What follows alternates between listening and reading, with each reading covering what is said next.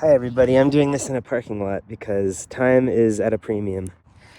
So, due to something relating to the way they've been union busting for a long time or whatever, McKay's is going away. So McKay's is the bookstore in Knoxville. That was like my favorite bookstore for the last 10, 15 years. And so I'm gonna show you, I snuck out there like exactly a week ago. When I was supposed to be somewhere else, I snuck there on the way, and I got some stuff, and then I just yesterday found it fit to why am I talking like that? I decided to go there again and get some more. So I'm gonna show these things that I got on each of these times. So this first time I went, in the little paperback section, I found this Robert Louis Stevenson. And it's like, I want to read more Robert Louis Stevenson. I've only read part of The Wrecker, and this seems like a good place to start. This is actually like an ending in his bibliography. It's like the book that he was cut off, that was cut off by his death, you know? He was working on it, and then it just cuts off. It's like, you know, where it gets to the end of the story, and it says, here the manuscript was cut off. With these penguins, I like how they have a picture of the fella in there. This one's, you know, in kind of dry shape. Many of these are quite dry, as old books tend to be. Have you all ever heard of this? You know, the guy who wrote Petersburg? Well, he also wrote The Silver Dove. And I just peeked at the intro to it the other night, and it was, and it's like roasting it. It's like, yeah, The Silver Dove, you know, if it weren't for like its political prophesying, it wouldn't be worth anything. And I thought that was just like really audacious for somebody introducing a book to say. It's also silver. It is literally silver. Translated by George Reevy, who I think might have done my copy of Dead Souls. I don't know. But it's a big honker. It could be cozy to spend time with. Stephen Millhauser is my favorite author I've never read. I just know he's like gonna be weird in a way that I admire and find useful for my own work. And yeah, this is his like first book, right? In the Penny Arcade. It's from like a million years ago. Yeah, look at that sunlight shining through them pages. It's from First Washington Square Press trade paperback printing, January 1987. This is one of those ones that's like really stiff, but like, you know, it would be fine to find to read. I turned to a page that had the phrase buttocks and bouncy breasts. Oh, just my luck.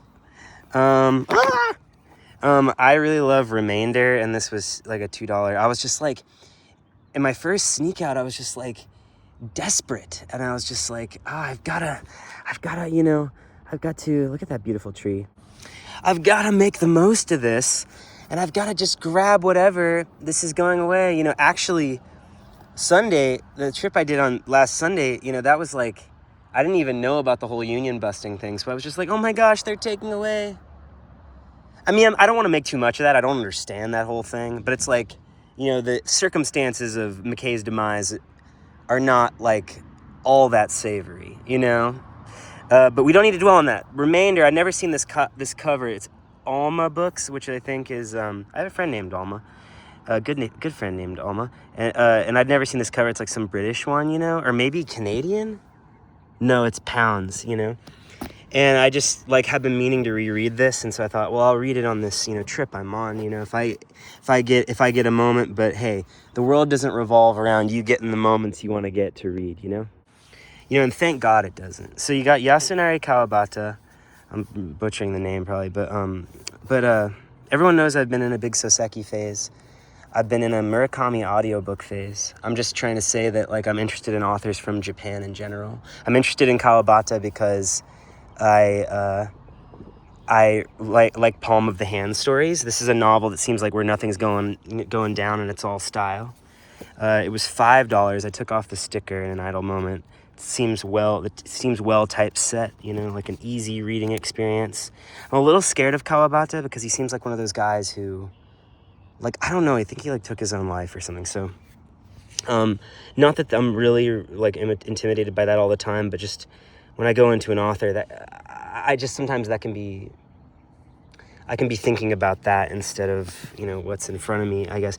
So this is like the first little batch that I picked up that one night, and I thought, you know, that's it. That's all I had the time for. It was also like closing. Light is waning. We're losing light.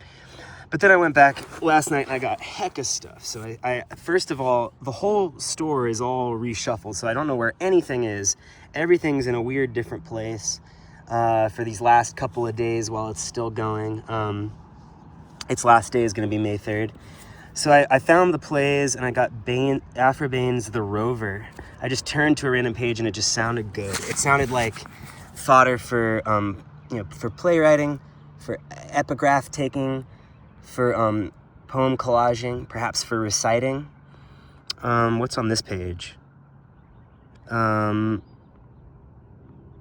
I put into the number of lovers? You know, it's I don't understand. I don't know the story of the play, but it was $1.50 and it's a nice small paperback.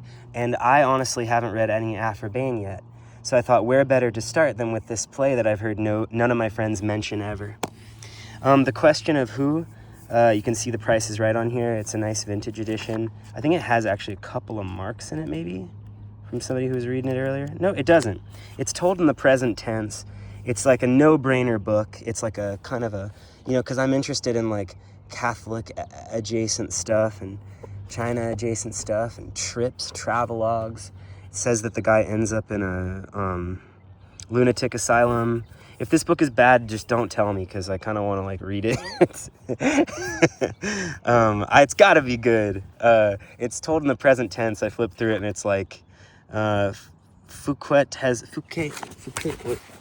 It's like the nuncio thinks who may be sane. He decides, you know, you get the picture. I finally gave it and bought the Dean's December. On Sunday, I like took it off the shelf. And then when I was, what is that term? When I was sort of going through all of the books I had, you know, trying to figure out what I was going to buy, I decided to not go with this one. And then they marked it down. They slapped this surplus sticker on there and marked it down to 75 cents. And so when I came back last night, I said, okay, you know, screw it. I'm taking the Dean's December. So I took the Dean's December and now I have the Dean's December. My professor in college, who I had for like one of the few creative writing courses I took one about Chicago. And I think his favorite Saul Bellow book to mention was this Dean's December because I think it has to do with the University of Chicago somehow. Or if it doesn't, I'm wrong. This one, come on. Life itself speaks for itself. I cracked open like the first little bit of it and it was like, he was like, the first scene in the movie of my life is of looking at bugs on a sidewalk. And like, I was like, I didn't need anything else to win me over to this book. I love Roger Ebert. I haven't watched a film until I've gone to Wikipedia and gone to the reception part and scrolled down to the part in the reception where it mentions what Ebert said in the Chicago Sun-Times. This is going to be a no-brainer. I love that it's big. I should be reading it all night. I should like cease saying depressing, you know, overly self-deprecatory things about myself in a totally like mind-wasting way. And I should read this book instead and let it. And then look at this, completing the dollar. What's interesting is that they marked down the biography to surplus. It's the same price.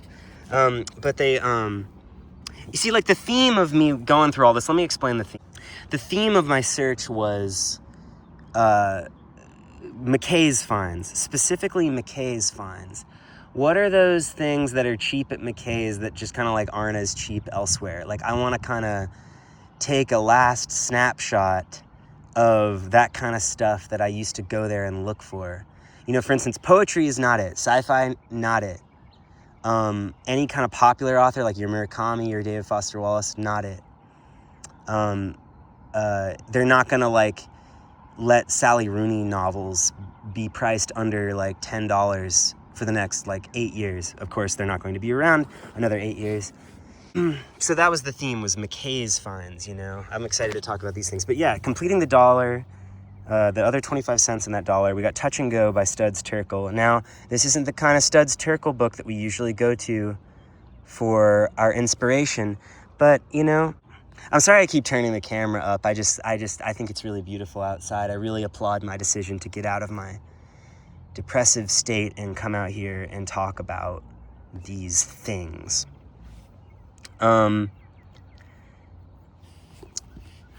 It's not interviews. It's like his memoir.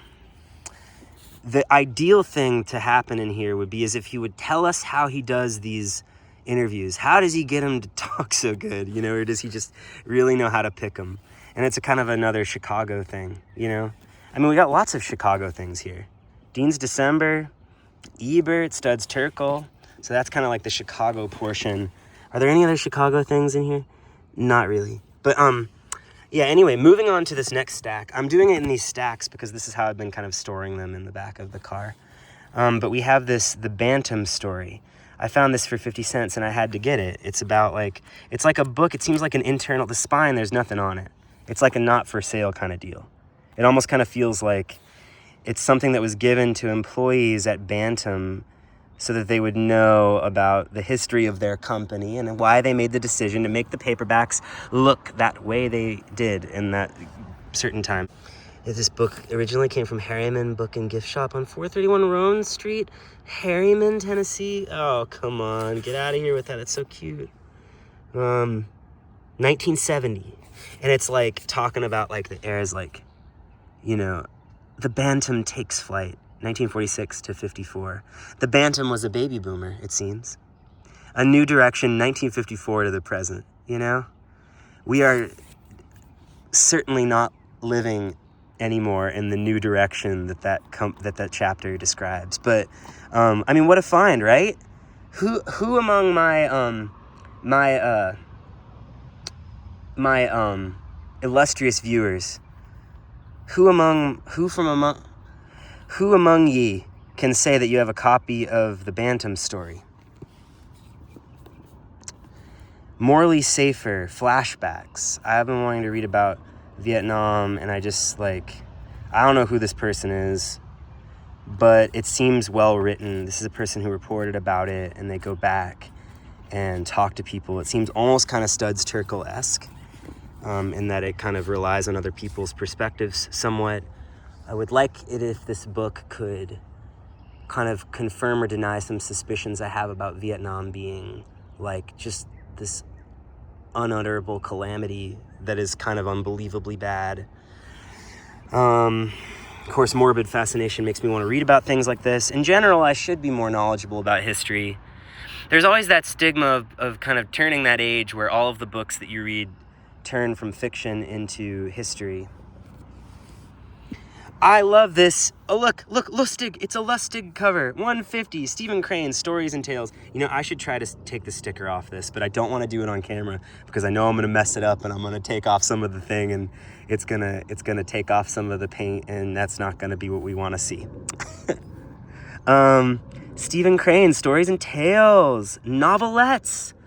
Yo, I'm having a total Mandela effect moment about this word novelette. Everyone is writing novelettes. Nobody is writing novellas. That word didn't exist. There is no such thing as a novella. It's only novelettes. You know, so this is a score on multiple levels. Crane, I was like spitballing and thinking that maybe Crane has some stylistic like overlap with Soseki. That's like a very stupid scientific hypothesis that could be just totally unsupported by looking in texts by both authors. But I'm just like thinking there's kind of like a simplicity and a no BS and there's just like a breath of fresh air, just like I'm saying what is happening right now, kind of quality to their fiction that I just think is so, it's so good. And it's like I'm saying what's happening right now, quality to fiction, but it doesn't preclude you. It doesn't keep you from doing a bunch of clauses and being Jamesian or being overblown at times or just using a metaphor, mixing a couple of metaphors. It's like those are the metaphors I'm mixing. It's just this conviction, you know? It's like writing with conviction. They said in church today that there's some people who believe that Jesus is alive, and there's some people who have conviction that Jesus is alive. This is an Easter Mass, you know. And naturally, the poet in me is like, this is really cool. You know, I like this idea of conviction being the step up from belief. I never heard that idea before, but it's one of those things that someone like a priest will say on the fly that'll just really, you know, brighten your day linguistically. The Abramsky Variations by Morley Torgov. So I'm aware I got books by a couple of Morleys. So I was kind of sprinting through. These are from like a kind of I was in like the pocket paperback section. And then these are from like, this was also in the pocket paperback novel section. Always historically like a source of good deals. But I got two Morleys. This is a Canadian one, I think. Because it says Torgov's Hershey Brahms is a Woody Allen of Toronto. That comparison hasn't aged perfectly well, but this seems cool. Someone's Haunted by Charles Lindbergh. The cover is beautiful. Look at how they did this. This photograph goes across the penguin's spine. The spine is what caught my eye. The 50 cents sealed the deal, you know, and then this all the kind of excitement about something about dreams about making it in the world of rock. You know, I love the corrections. I love people not making it in the world of rock. I love Inside Llewyn Davis. So this was a must get. And then the last thing I got there is this author who I've come to admire, Peter Handke. I read this book, The Goalie's Anxiety at the Penalty Kick, but I didn't make a video about it because I didn't really know what to say. I think it was more of just kind of like, it felt like I just kind of went to a seminar about style or something, about perspective in fiction or something. And I just went to class. And then I came out of class and I was like, all right, well, now I just have to sort of see what that does to my own writing. And I didn't really feel like I had much to say about it. Also, I think the author himself is kind of like controversial for like, you know, for whatever reason. So I was like, at the time, I didn't really want to talk about it, okay, on BookTube. But on eBay, I have this habit of if I read a book by an author and I admire it for whatever reason, I go on eBay a bunch. And wow, this is the longest single take in Leafy Concern history. 6 minutes, everybody. All right, saying goodbye to the tape. When I encounter a book by an author and I come to admire that book, for the next like several days, or weeks or months, go on eBay and search that author and then order it by newly listed to see if anything new by that author has come in. And sometimes when I'm kind of getting introduced, when I'm just doing this for the first time, I go price lowest to highest. And this was like kind of expensive to get this 3-buy thing in the Avon edition. And you find it for $2. This in this Lustig cover are like two things where I'm gonna have to try to get these stickers off as best as I can, because they're kind of nice paperback artifacts. You know, these are nice things. I think this is a common thing, but it's still a nice thing. Now let's get to this last stack. I'm not very flexible. I'm over here by the curb, and there's a bunch of those like red bugs. You know, those little things. When we were kids, we called them termites. Are they termites? I really hope my books don't get termites. This might be a bad day in book history for me. One half of Robertson Davies. Now, I was kind of melancholy, like talking about this book last night on a FaceTime call, because when it comes to McKay's, I was discovering McKay's around when I was discovering Robertson Davies, because Robertson Davies, Fifth Business, was assigned to me in high school by a teacher who was really influential on me. Or maybe like the whole business of influential teachers is really like a MacGuffin or a misnomer, and it's misleading us, is the thing I should say, because you already had an affinity, you already had things that, you know, parents, maybe it's just like, you know, adults confirmed your bias for that practice early on, and then like once a teacher kind of gives it any legitimacy, you're like, all right, I'm dedicating my life to that. I'm going to be a book nut. I'm going to write in my diary and then think it is contributing to literature in some way or something. I'm going to become a crazy person like that. Where the hell was I? One half of Robertson Davies, they put some French on the cover because Canada. I flipped through it and he's talking about characters in Dickens that nobody has ever heard of.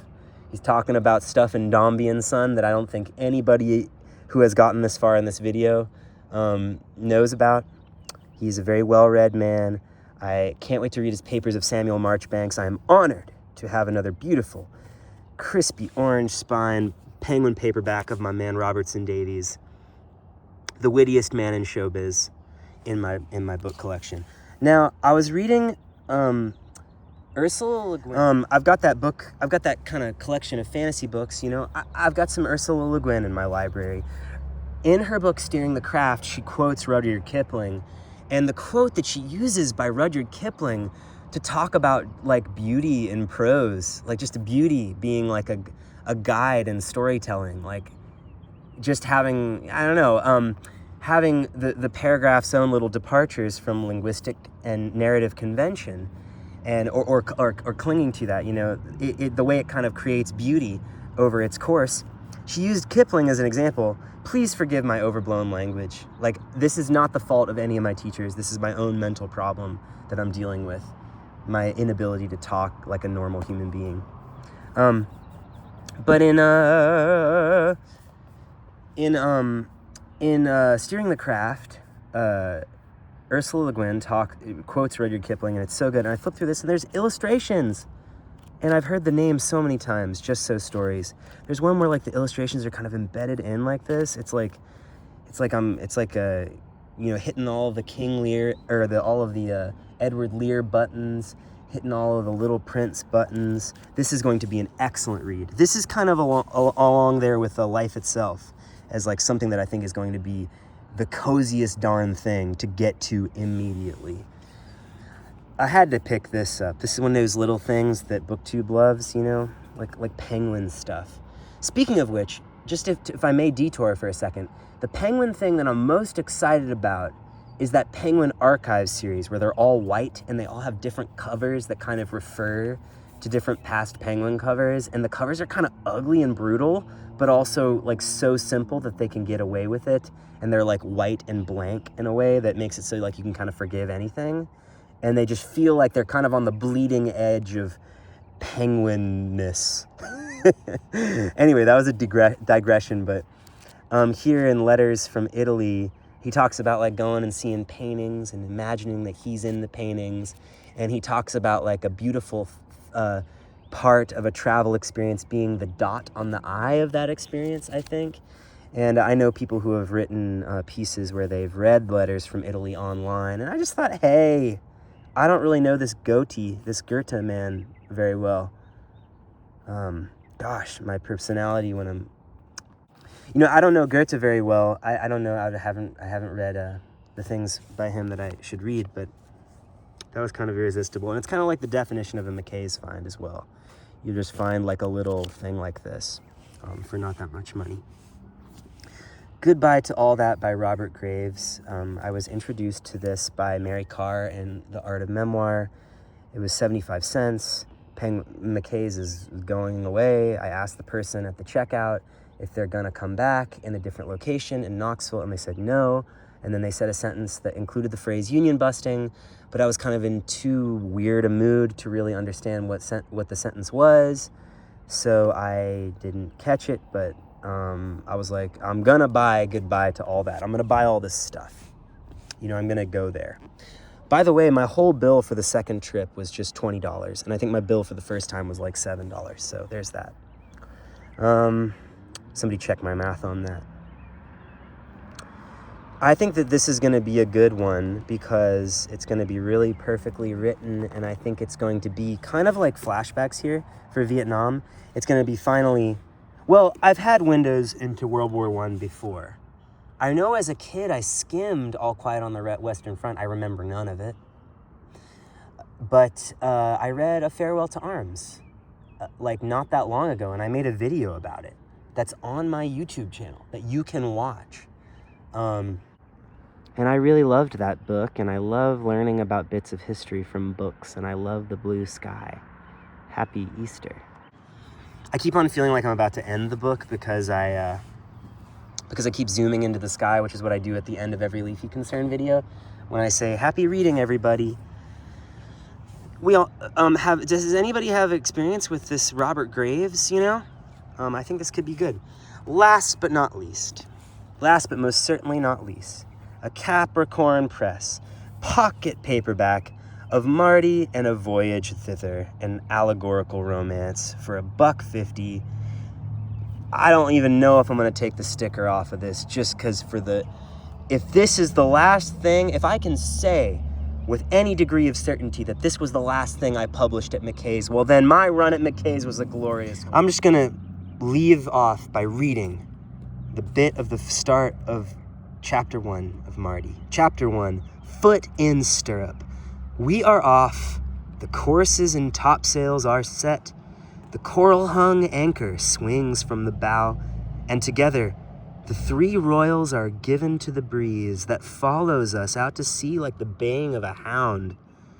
Outspreads the canvas, alow, aloft, booms stretched on both sides with many a stun sail. Till like a hawk, with pinions poised, we shadow the sea with our sails, and reelingly cleave the brine. But whence and whither wend ye, mariners? We sail from Ravavai, an isle in the sea, not very far northward from the Tropic of Capricorn, nor very far westward from Pitcairn's island, where the mutineers of the Bounty settled. At Ravavai I had stepped ashore some few months previous, and now was embarked on a cruise for the whale, whose brain enlightens the world. Side note, I looked up Pitcairn's Island the other day. That's really out in the middle of nowhere. I think it's also kind of close to something called Palau. There's a pizzeria over in the Pitcairn Islands. I hope Pitcairn Islands don't ever come up as the Daily Worldle.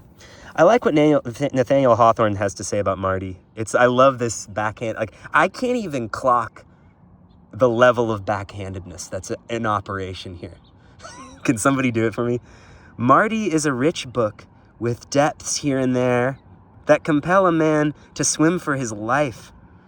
It is so good to swim, like depths here and there, you know, some depths that compel a man to swim for his life. Save yourself from the book. It is so good, okay, it's good, that one scarcely pardons the writer for not having brooded long over it so as to make it a great deal better. Oh gosh. Well, thank you for forgiving me all of my weird locutions, and happy reading, everybody.